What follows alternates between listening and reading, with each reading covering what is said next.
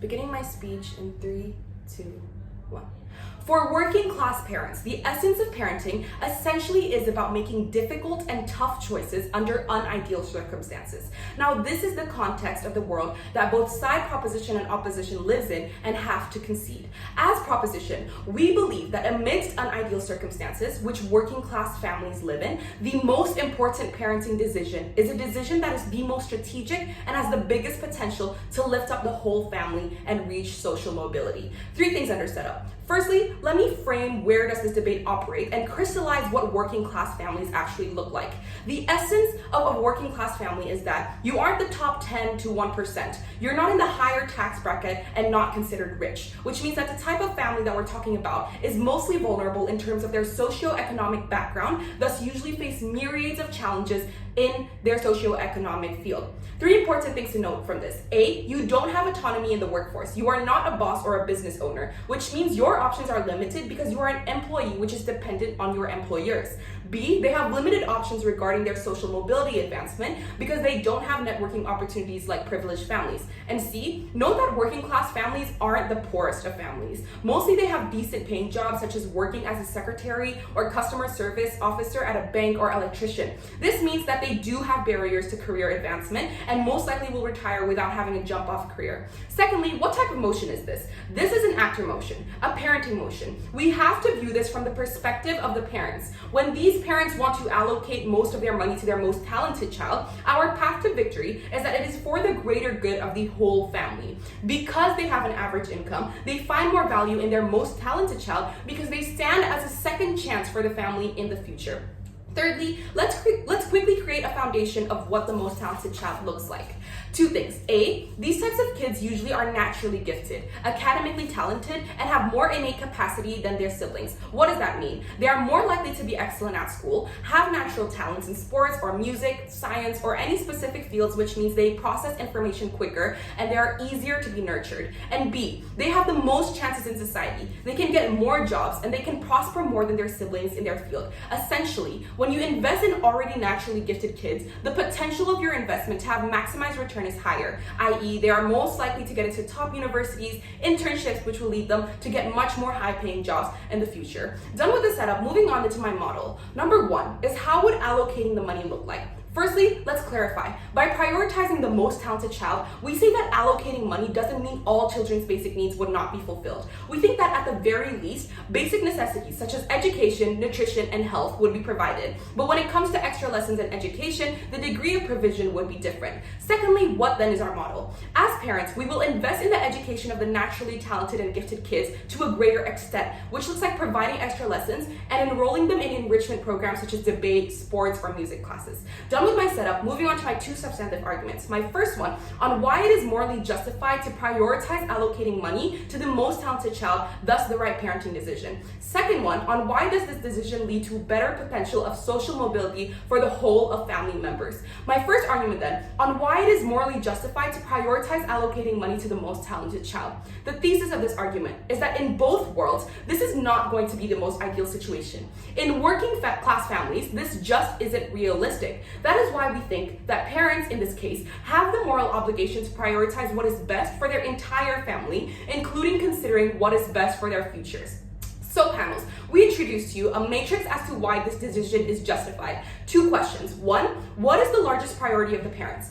We deem that they want to ensure the best for their kids. Because of this, they must ensure the maximization of the return as to what they get from their investments. They don't have unlimited money, so they must choose wisely as to how they want to spend their money so that their kids don't have to suffer from lacking resources. Second question, what do the kids actually want? 3 things. 1, they want to exist, they want to live, and they want to have their basic needs. 2, sure, these children all want to pursue their dreams that they have, but this is the first step to take so that they can actually do this in the future. And thirdly, this is the best way they can ever achieve their dreams, which I will explain why in my second constructive argument. Moving on then to my few layers of analysis. My first one being on how parents want what is best for their kids. 3 things. A, say that these kids are good at doing something they like to do, whether it be singing, dancing, basketball, debate, and more of these talents. Without their parents' investment, such as not providing them with lessons or extracurriculars to help them do this, they would be restricted from Maximizing their abilities. We think this is harmful because of two things. One, you would be taking away the opportunity for these children to pursue their passion. And two, you are taking away the opportunity for the rest of the family to benefit from it as well. Secondly then, even if they don't like what they're doing, this is their window of opportunity anyway. If you are the smart one, you will be introduced to more people. Even if they are locked in this duty to become a breadwinner, they at least get to do what they are actually passionate about later, once they've already secured another job now when they are younger. And so they have more finance and tools like connections to sign up for whatever job they want to do later.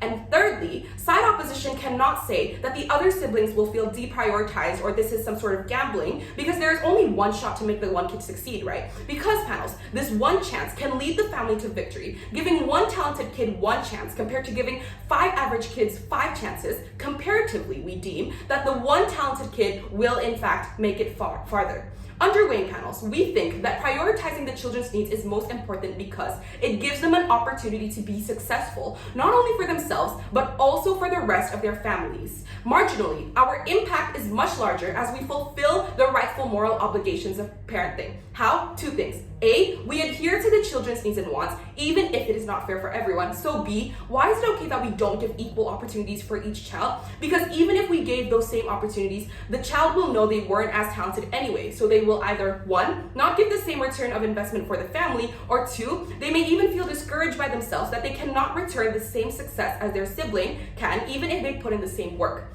Moving on then to my second argument on why does this decision lead to the better potential of social mobility for all of the family members. Panels. When one person in the family is successful, the benefits pass on to the rest of their families. Let me give an example. When your sibling is a successful singer, they have the most chance of excelling in the future, such as being signed to a record deal if people in the industry knew about them from when they were young. Their work has been known since way before. We at least give these children the opportunity to start young, to ensure a better outcome for their families in the long run. A few layers of analysis. Firstly, is on how this is not going to hurt the other children. 3 things. A, comparatively, we think that the other siblings will benefit more than they will suffer. When their sibling knows people, they get to know people too. So they get to have similar connections as their siblings.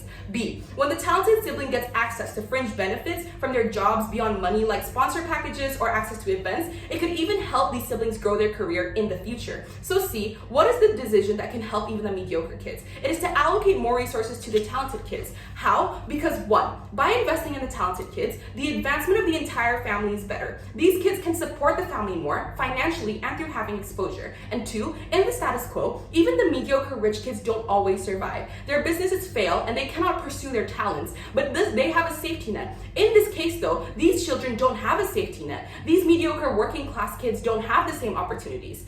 Under weighing panels, our practical benefits far outweigh the potential harms coming with doing this. Because when it comes to working class families, we must protect the scope in which they are susceptible to run out of their money in any given time. We at least equip these families by allowing their most talented child to level the playing field for them and to better protect the future. For all those reasons, I am so proud to propose.